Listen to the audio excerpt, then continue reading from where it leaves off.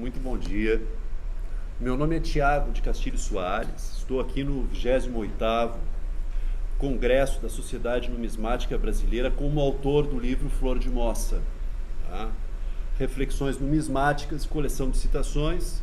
Foi esse livro, publicado há poucos meses, que me aproximou da SNB, na figura do professor Oswaldo Martins Rodrigues Júnior, né? A quem eu agradeço de todo o coração pela abertura que teve para as reflexões propostas por esse livro. Agradeço na sua pessoa a SNB pelo convite para estar aqui junto com vocês. Muito obrigado. Eu preparei esse texto para ler para vocês. Espero que essa leitura desperte muitas curiosidades, mas mais do que curiosidades, espero que essa leitura ilumine duas dimensões da moeda. Sua dimensão militar, sua dimensão mítica. Eu vou ler o texto para não perder os pontos essenciais. Na palestra de hoje vou explorar algumas reflexões e associações entre numismática e mitologia, especialmente reflexões que estão presentes no livro Flor de Moça. E a palestra de hoje é uma oportunidade, uma excelente oportunidade para mostrar como é que o livro funciona. Ele funciona, ele tem um modo de funcionar, porque a primeira parte dele são apontamentos, são reflexões curtas, a segunda parte são uma coleção de citações. Então, como é que se opera o livro? O livro você lê o apontamento e aprofunda o apontamento, né, com a coleção de citações de obras clássicas sobre o tema da moeda e da numismática. Então, abordarei, pois, alguns apontamentos associados a temas mitológicos e aprofundaremos as reflexões sobre esse livro, sobre esses apontamentos, estabelecendo relações com a segunda parte do livro, que é a coleção de citações. A palestra está dividida da seguinte forma. Então, introdução, mito e moeda hoje, a moeda metálica, mitologia dos metais. Então veja, quando a moeda surge, já existe uma mitologia dos metais. A moeda, a história da humanidade é uma história antiquíssima, a história da moeda é relativamente recente. O herói, o tesouro e o dragão, a mitologia do numismata. Caronte, mitologia da moeda e do numismata. A mitologia de Caronte é uma mitologia que surge depois do surgimento da moeda, então é uma mitologia relativamente recente. Vampiro, mitologia do numismata. Os louros, mitologia da iconografia das moedas. Então veja, são vários aspectos que a mitologia pode falar das moedas. Vou falar sobre os louros e as considerações finais. Então a palestra de hoje toca nesses pontos. Então a primeira parte, mito e moeda hoje. Está enganado quem acredita que pensar sobre os mitos é um ato de diletantismo ou mera curiosidade sobre civilizações antigas e povos sem escrita. Os mitos continuam atuando com toda a sua força em nossas sociedades contemporâneas. Em primeiro lugar, os mitos continuam atuantes porque não nascemos do nada. Nós somos herdeiros de uma história, de uma língua, de uma cultura em que os mitos possuíam um lugar privilegiado.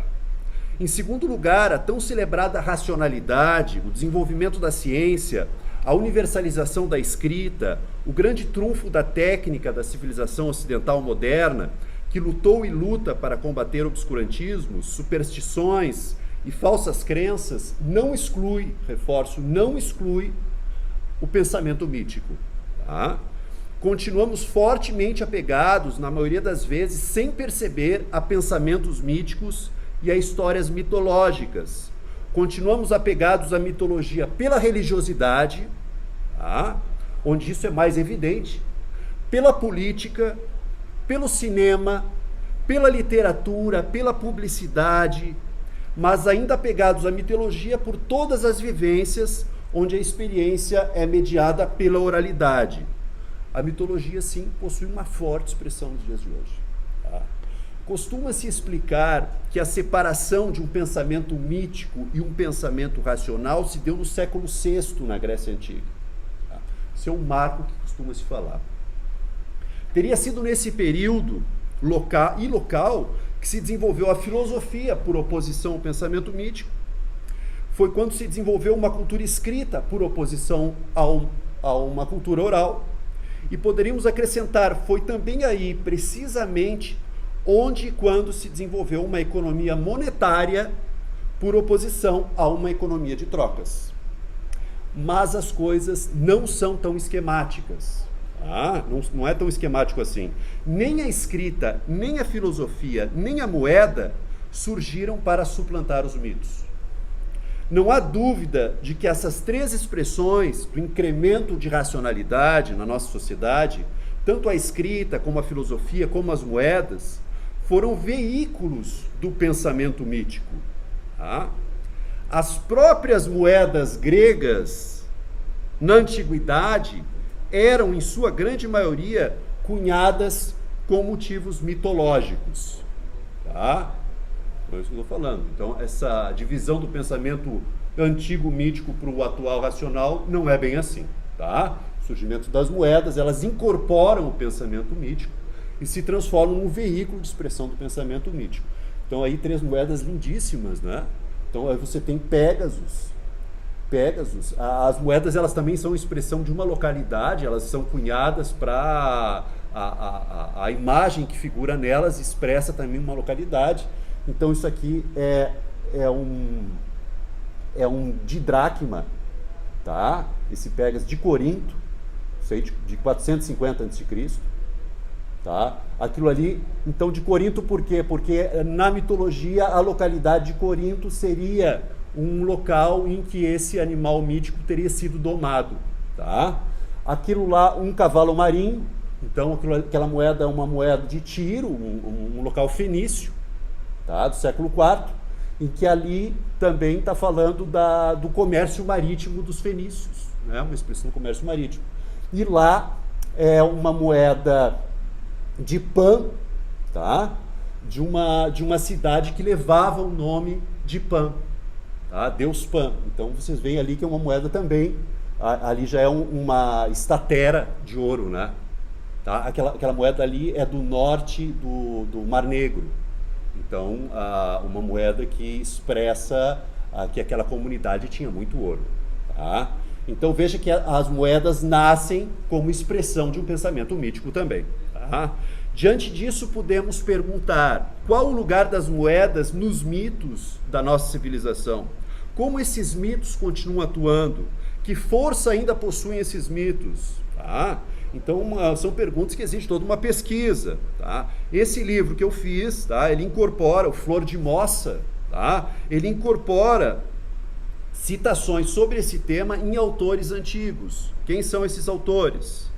Hesíodo, tá? Heródoto e Ovídio. Tá? São autores antigos, duas gerações, de romanos antigos, pensamento antigo romano, o Hesíodo e o primeiro historiador, o Heródoto, né? E depois Ovídio, tá? Isso aí já no período romano. 3 autores compiladores de mitos. Depois, autores mitólogos. Quem são mitólogos? São especialistas em mitos, tá? Então, estudei também alguns autores mitólogos. Então, você tem aqui no Brasil um autor importante, que é o Junito Brandão, tem um dicionário mítico, etimológico muito importante, o Junito Brandão. Você tem o Campbell, né, que é um autor que foi muito importante para mim. Você tem o Mircea Eliade, o Canetti, o próprio Freud, tá? E um autor que eu estudei para estudar os vampiros, que é o Lecoteau, tá? Que é um livro inclusive publicado pela Unesp aqui, um livro bem importante sobre a mitologia dos vampiros, tá? Então, agora partindo para a segunda parte, mitologia dos metais. Um fato que não podemos perder de vista, tá? E que é um fundamento do livro Flor de Moça: a moeda, tal como nós a conhecemos, surgiu como moeda metálica. A moeda está intimamente ligada à metalurgia. Não poderia ter nascido se não houvesse mineração e indústria metalúrgica. E a indústria metalúrgica e a mineração se desenvolveram e ainda se desenvolvem, tá? Principalmente por uma razão militar. Tá? Os metais foram adestrados para lutarem em guerras, e a moeda nasceu exatamente no seio da corporação para pagar soldados. Daí o apontamento do livro, são pequenas reflexões, em que se lê: a moeda é o outro lado da espada.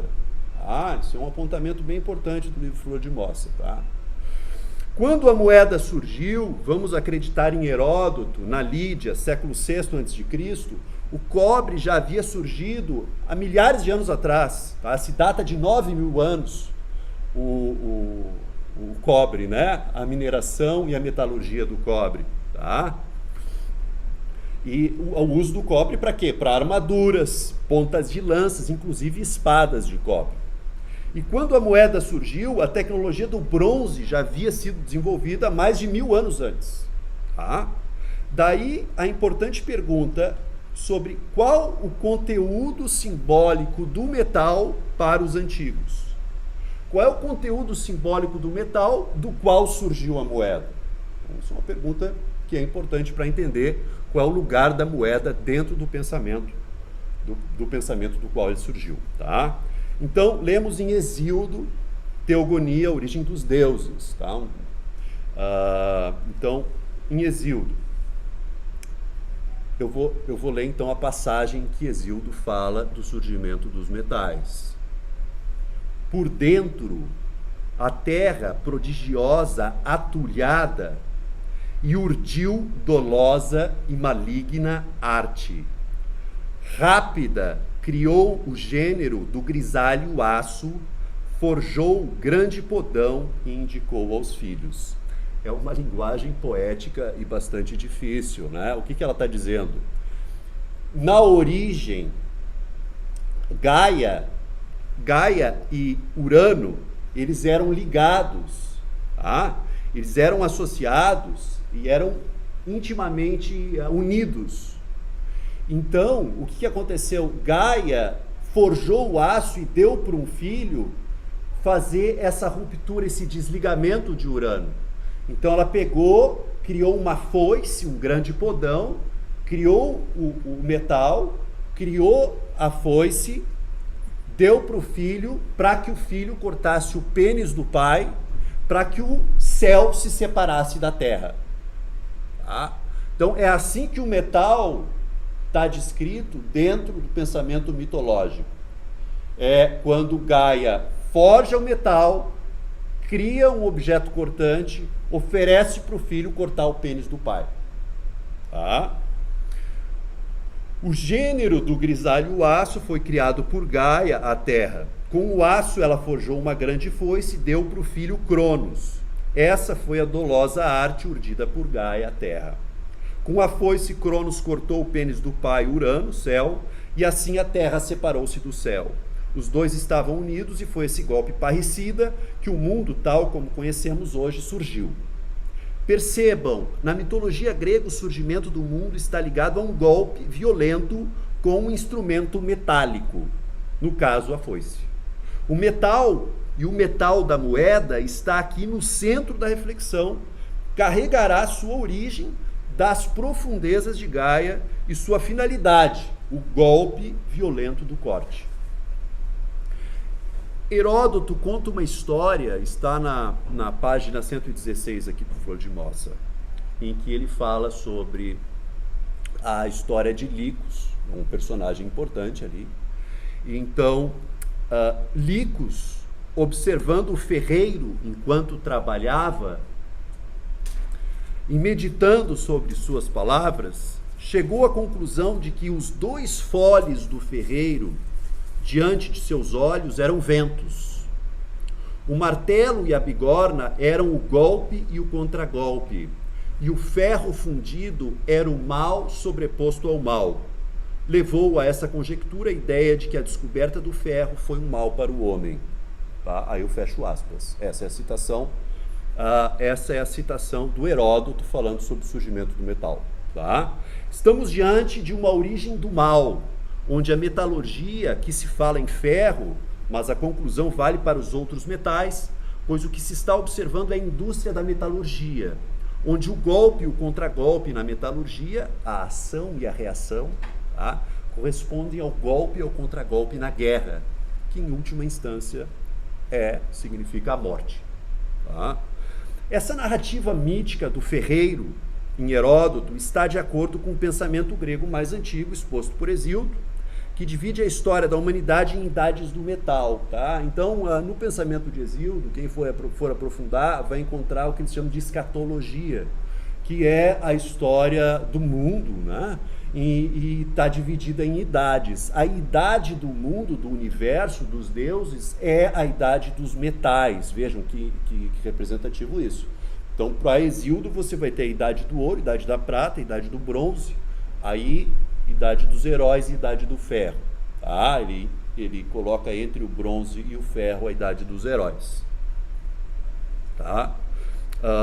Muito poderíamos explorar essa história escatológica dos deuses da humanidade, mas o mais importante aqui é percebermos que a história se confunde com a história dos metais, em que a fase do bronze é identificada como a época da violência militar, e a idade do ferro, ou seja, a época em que nasceu a moeda, a terrível fase em que se vive, a época da fome, da miséria, do trabalho penoso e das guerras avassaladoras.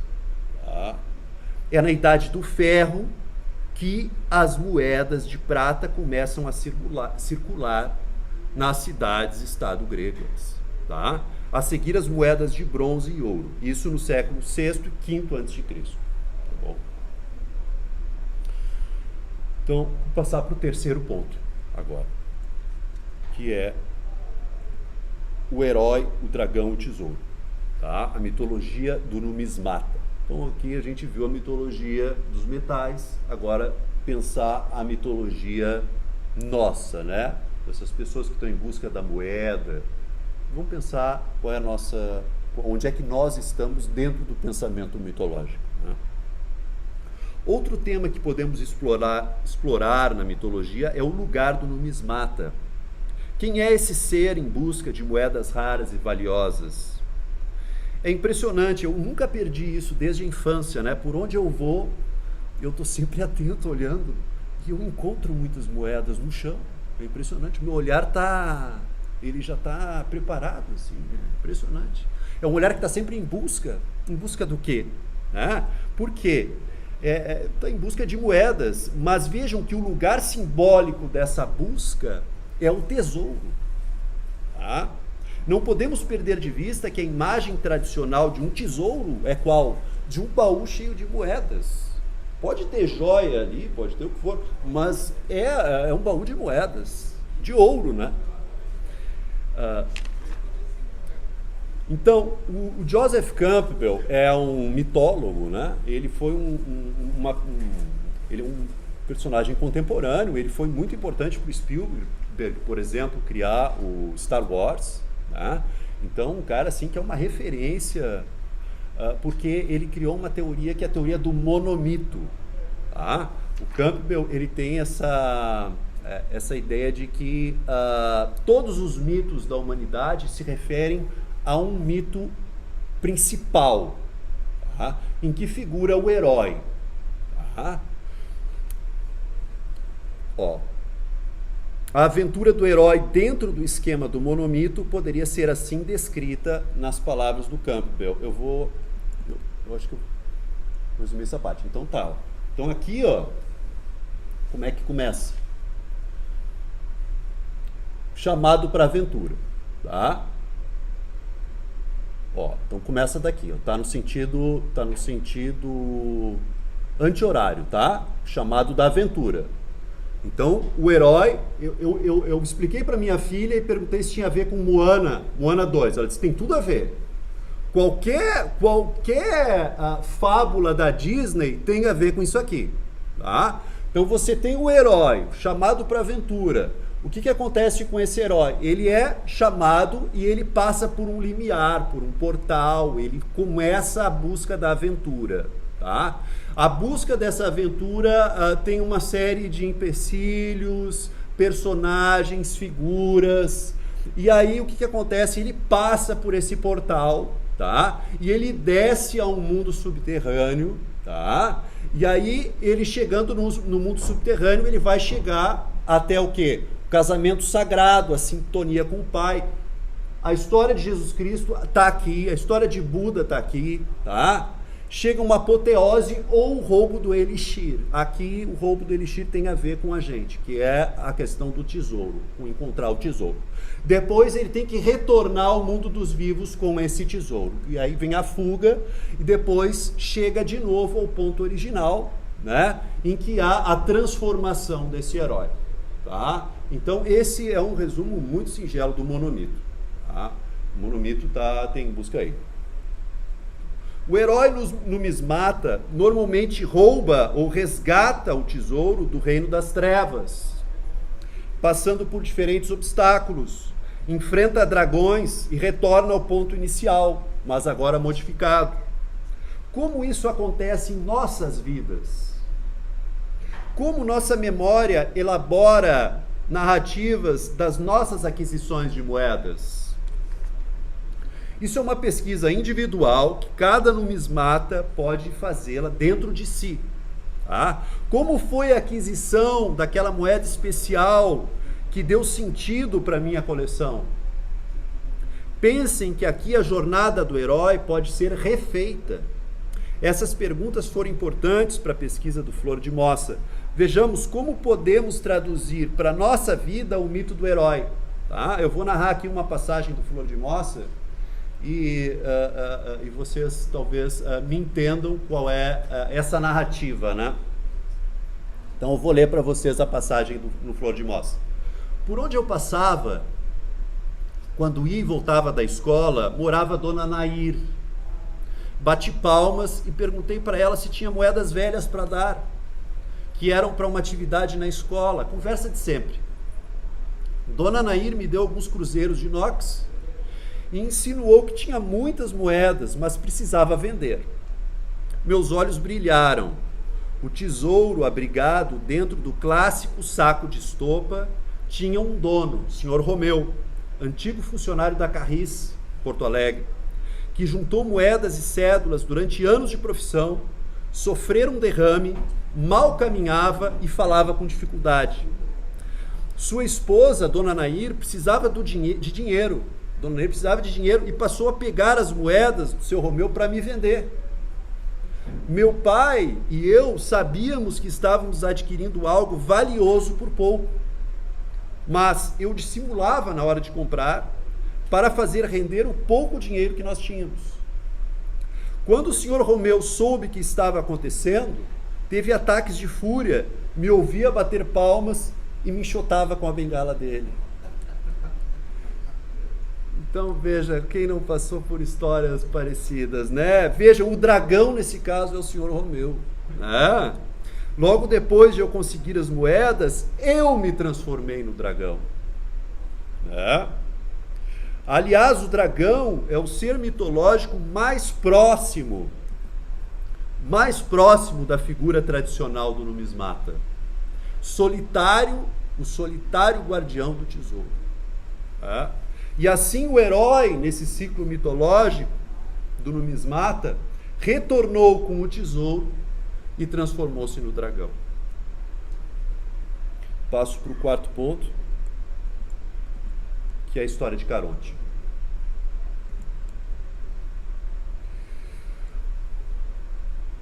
A mitologia da moeda do numismata.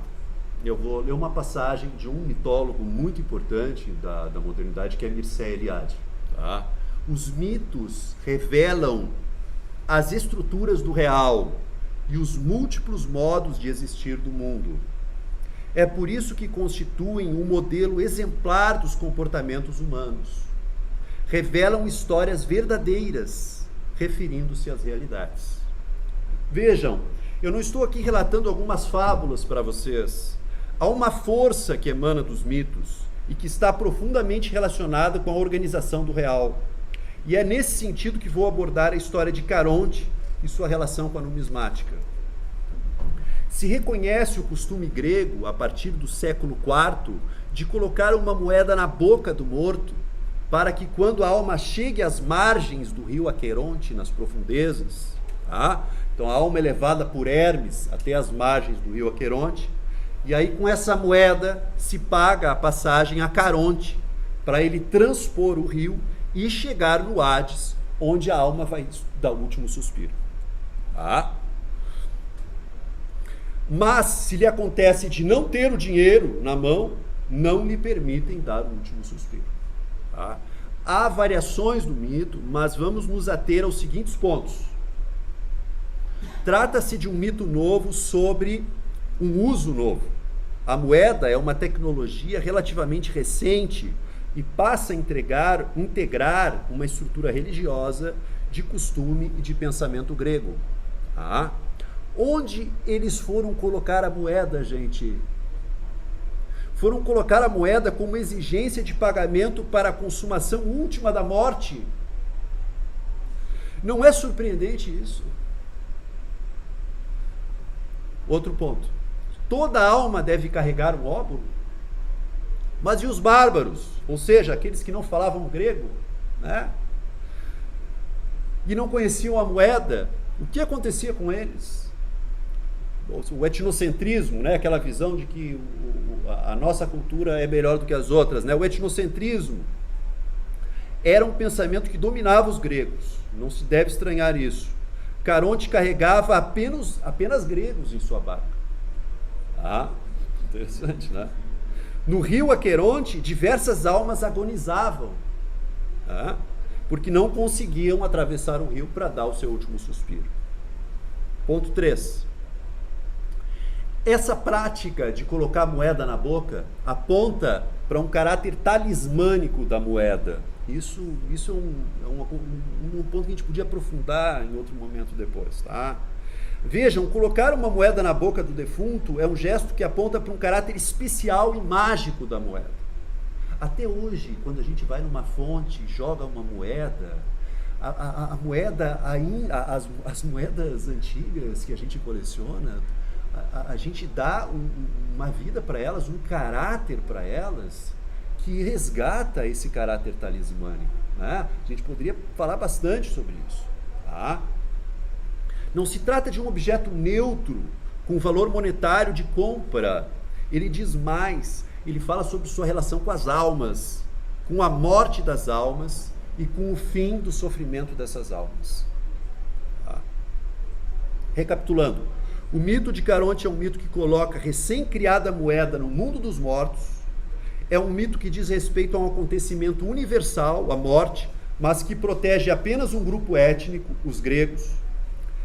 3. A moeda encarna um caráter talismânico, um objeto que é levado a percorrer a travessia ao mundo dos mortos. Tá? Vou ler um apontamento do Flor de Moça para vocês que aborda esse tema. Na campanha, eu nasci em Porto Alegre, mas a família do meu pai é da fronteira. O pessoal que veio de lá, da fronteira com o Uruguai, que lutou a guerra do Paraguai, todas aquelas guerras lá, né? Então lá, na campanha, se chama campanha essa religião, na campanha havia o costume dos 2 óbolos, uma moeda em cada olho do morto. Muitos túmulos eram profanados para se levar as moedas usadas na travessia. Vejam, o costume do óbolo é um costume que existe até o século passado, século XX. Vocês podem pesquisar isso, é impressionante. Então se roubavam as moedas que colocavam nos olhos dos túmulos. Né? Afinal, o que o barqueiro Caronte faria com elas no mundo subterrâneo? E aí fecho aspas, tá?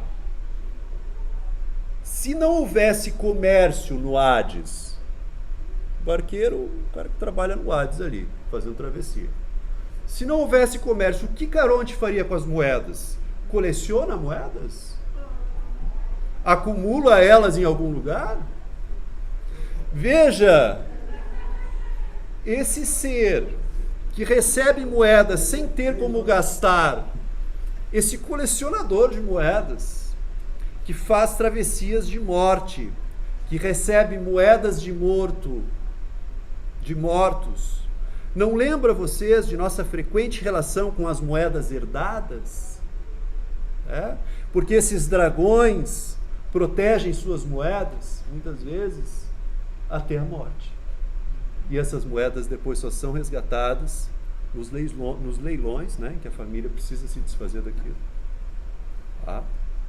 Então, o que a gente pode aprender com esse mito nas nossas histórias? Então, de novo, resgatando isso para as nossas narrativas, para a nossa memória.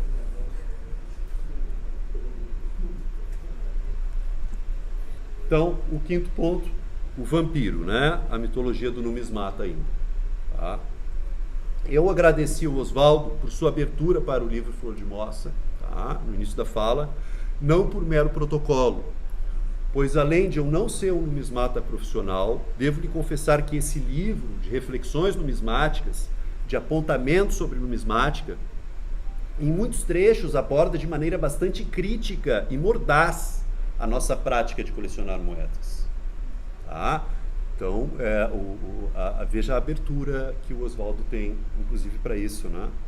Então, num apontamento do Flor de Moça está escrito assim: seu esqueleto metálico, seu caráter aristocrático, sua luz noturna, lunar, o vampiro numismata suga a última gota do dinheiro não circulante, aquecido nas trevas.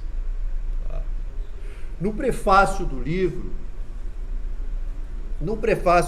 assinado pelo professor, o prefácio desse livro aqui, depois assinado pelo professor Edson André de Souza, ele é professor de psicanálise na URGS, dos mais respeitados e competentes pesquisadores da psicanálise no Brasil, afirmou em determinado ponto do prefácio que o livro está atento para diversas faces da miséria psíquica, pior forma de miséria, segundo Freud. Não é à toa que o professor Oswaldo tenha se aberto a essas críticas, não é à toa que esse evento e a própria gestão que se abre na SNB esteja ancorada na busca de um colecionismo sadio, que busque promover o encontro entre as pessoas e a reflexão. Tá? O que são os vampiros numismatas, esses seres noturnos, antissociais, às vezes estrangeiros, mortos-vivos, que se alimentam do sangue de moedas? Em outro trecho do livro Flor de Moça, lemos: os mendigos valorizam as moedas e os vampiros numismatas endeusam as moedas. Com elas, os mendigos matam a fome. Por elas, os vampiros matam, se enterram e ressuscitam. Esse poder do numismata de acessar o mundo dos mortos com as moedas, esse ardente desejo, coisa de vampiro, pela moeda que falta, esse cuidado com o tesouro que se encastela, né? A coleção, onde ela está guardada, como está guardada, ela está segura. Quem percorrer o livro História dos Vampiros, Autópsia de um Mito, de Lecoteau, encontrará algumas referências a moedas e tesouros. Em primeiro lugar, há referências ao caráter de amuleto, uma força protetora das moedas. Moedas que são colocadas em cima do caixão para afugentar vampiros desejosos de possuir cadáver. Moedas que são usadas para cortar a cauda de pessoas. Existe até quem procurar isso dentro da medicina vai ver que acontece lá no cóccix, apareceu uma protuberância e eles achavam que aquilo era uma cauda. Então havia um ritual para cortar aquela cauda que era feito com uma moeda. Tá? E sua propensão de se tornarem vampiros. E em segundo lugar, há uma referência ao auxílio de vampiros para encontrar tesouros. Tá? E aí eu cito: um jovem se esconde no túmulo de um vampiro e o obriga a entregar-lhe um caldeirão repleto de dinheiro. E outro: um fantasma gritou para o filho menor: siga-me até o túmulo e eu lhe darei um monte de moedas. Tá? A avareza costuma acompanhar a miséria psíquica do vampiro numismata. Seres que substituíram o amor ao próximo pelo amor ao objeto, que veem na companhia das moedas a substituição pela companhia das pessoas. Essa figura não deve pesar como uma acusação a alguém específico, ou uma classe de pessoas. Todos nós, que já tivemos a sós com as nossas moedas, sentimos a força dessa figura. Assim como muitas moedas que morrem e que são ressuscitadas, vejam, as moedas elas perdem o valor, é como se elas morressem. E depois elas são ressuscitadas porque é o olhar do numismata que vai lá e recupera o valor da moeda. Isso é muito interessante. né? É uma passagem da morte para a vida, é uma ressurreição, né? Assim como muitas moedas que morrem, que são ressuscitadas, perdem o valor e depois se valorizam, nós próprios precisamos renascer, não como mortos-vivos, sugadores de moedas, mas como seres humanos. Não sucumbimos, né? Nós que estamos aqui, soubemos deixar as moedas e soubemos diferenciá-las das pessoas. Conhecer para não padecer. Cada um de nós, numismata, tem as suas sombras. Iluminemos as sombras para não sermos devorados por elas.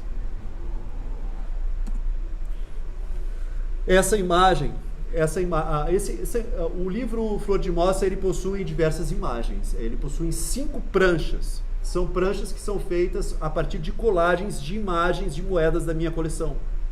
E veja, aquela cabeça ali é de uma moeda do Mauá, tá? Ela foi feita uma colagem com vários, então o corpo ali é o coletão, tem várias moedas ali, né? Ele tem um colar, aqui não dá para ver direito, mas o colar tem várias cabeças, tá? E ali atrás tem uma forma que é uma forma que está na série, agora eu não lembro qual série que é, tá? Mas é aquela série que foi desvalorizada das profissões, né, dos trabalhadores, tá? Então veja só, ó, as moças ali, ó, essa cabeça, quando eu estava em determinado momento vendo as moedas que eu tinha que jogar fora e tal, eu encontrei essa moeda do Mauá, essa moeda com essas moças, eu fiquei horrorizado. Eu disse, mas gente, o que é isso, gente? Que figura vampiresca é essa? E aí eu decidi usar para a ilustração do livro, né? Mas é uma moeda vampiresca, terrível, né? Aí eu guardei ela, não joguei fora, tá lá. Qual é o valor dela, né? Sobre isso que a gente está refletindo aqui. Qual é o valor das moedas? Qual é o valor que nós buscamos nas moedas? Tá. Os louros. Então agora eu vou falar a mitologia, é o último ponto antes das considerações finais. Os louros. Então, na mitologia da iconografia das moedas, a iconografia das moedas é uma expressão de um determinado código de mitos, ao passo que atua como um objeto produtor de mitos. É muito importante lembrar que nossa sociedade é uma sociedade de imagens. Veja, eu procurei economizar o máximo em imagens aqui, tá? Pois já vivemos num mundo povoado de imagens. Nas sociedades que nos antecederam, eram escassas as situações em que se deparavam com imagens. Talvez em alguma igreja, se visse alguma imagem. Raramente alguma cerâmica. As pessoas percorriam uma vida inteira para apreciar, quem sabe, uma obra de arte. Então, a moeda mais comum era uma oportunidade para o leigo apreciar uma representação. Tá? Cada detalhe dessa representação deveria ter a sua importância. É muito diferente da moeda hoje, da moeda 100 anos atrás. A moeda 150 anos atrás, em que não havia imagens. É muito recente esse mundo que a gente vive, que está cheio de imagem por tudo que é lado. Então o poder da imagem na moeda era um poder muito grande. Poder mítico, de criar mitos. Tá? Assim, não é equivocado dizer que César e Alexandre tiveram sua fama ampliada pelas moedas. Eles não são mitos que foram depois colocados nas moedas. Eles foram figuras humanas que foram mitificados pelas moedas. Então isso é importante a gente entender, esse processo de retroalimentação do mito com as moedas. As moedas mitificaram as figuras de César e Alexandre. E como estamos falando de César, vamos aos louros. Aqui vemos Apolo e sua coroa de louros. Depois César vai aparecer com a coroa de louros. Depois, 17 séculos depois, Dom Pedro I recusou a moeda da coroação com a coroa de louros. Teria ele compreendido o que significava? Então, esses dias estava conversando com uma amiga da área da biblioteconomia, lá de Santa Catarina, E ela me mostrava que o primeiro curso de biblioteconomia, em 1916, tinha uma disciplina de numismática. Tá? Eu fui ver o programa do curso e vejam só, um dos tópicos era a identificação de símbolos nas moedas romanas. Isso aqui no Brasil, na Biblioteca Nacional, 1916. Eu fui ver se quem estava dando o curso era o Kurt Prober, tá? Mas não era, era antes, ele era criança ainda. Então, em 1916. Tá, mas vamos voltar aos louros aqui, ó. No Flor de Moça, vejam só. Então tem um apontamento no Flor de Moça que está dizendo assim, ó. As inúmeras grinaldas,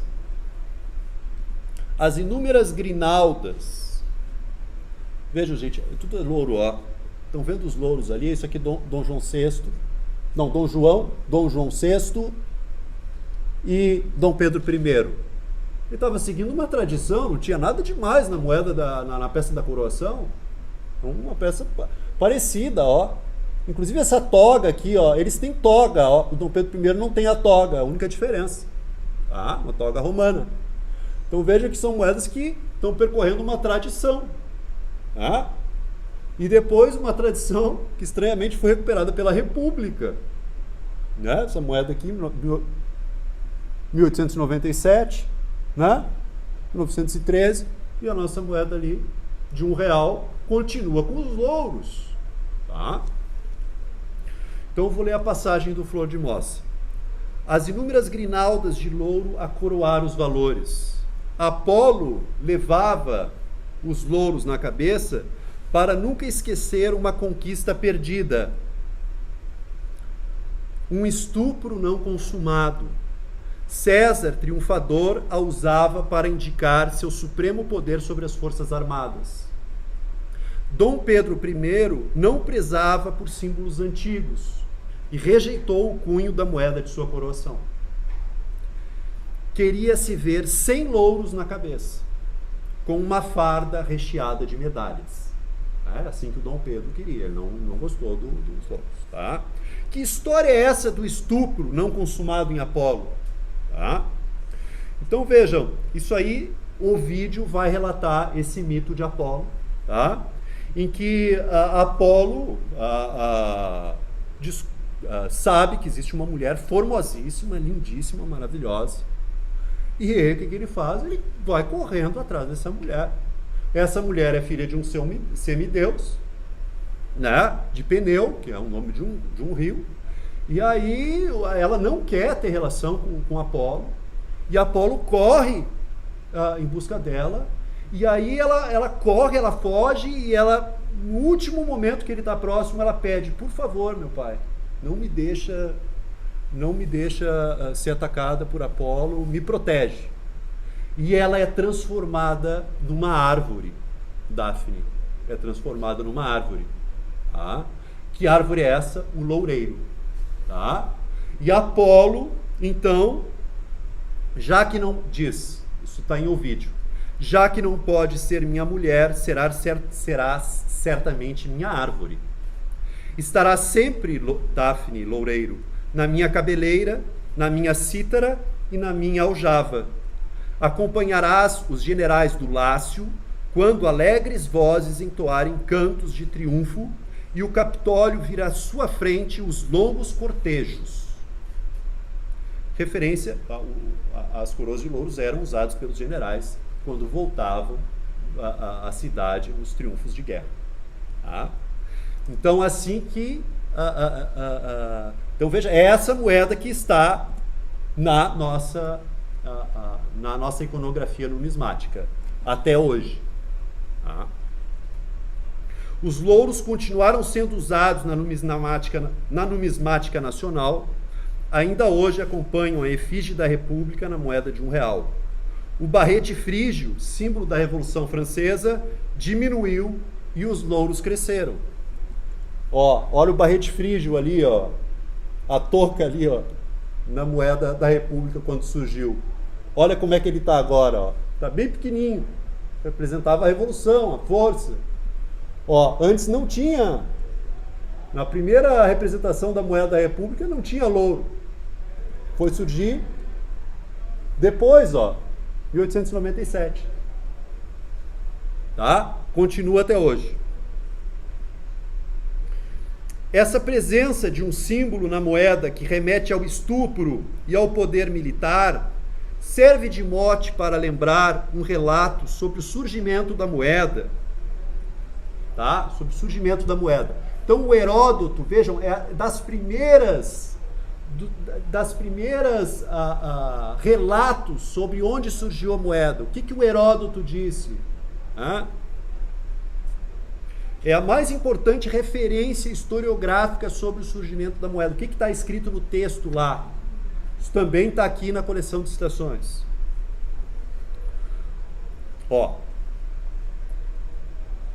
Heródoto, quando afirma que a moeda surgiu na Lídia, diz: os costumes dos lídios são, de um modo geral, semelhantes aos dos helenos, à exceção de que eles prostituem suas crianças do sexo feminino.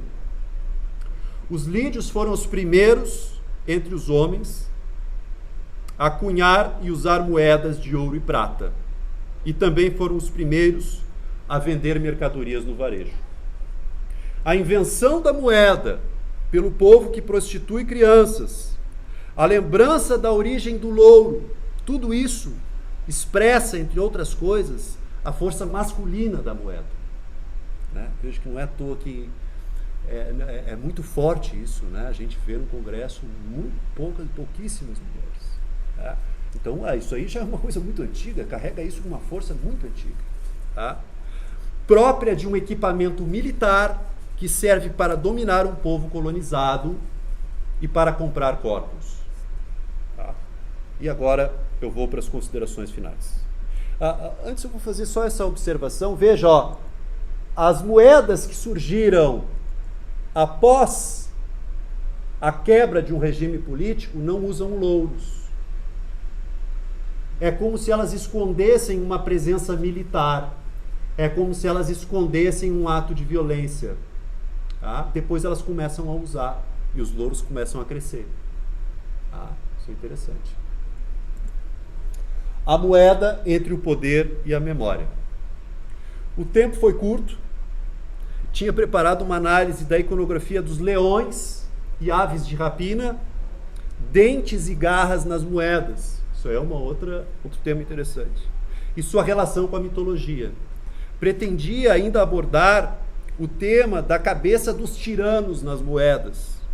E tudo isso para se associar com o conteúdo do que foi abordado até aqui e que tentarei resumir em uma frase. Se a moeda nasceu e continua portando sua força militar e de violência, expressão dos mitos que reproduz, nos resta compreender o lugar da moeda nessa história. O lugar individual, nessa história individual nossa, e o lugar coletivo, na história coletiva da moeda. A história individual na história da sociedade. Para que possamos dar outros sentidos a esse objeto, buscando em última instância a paz e a vida. Muito obrigado.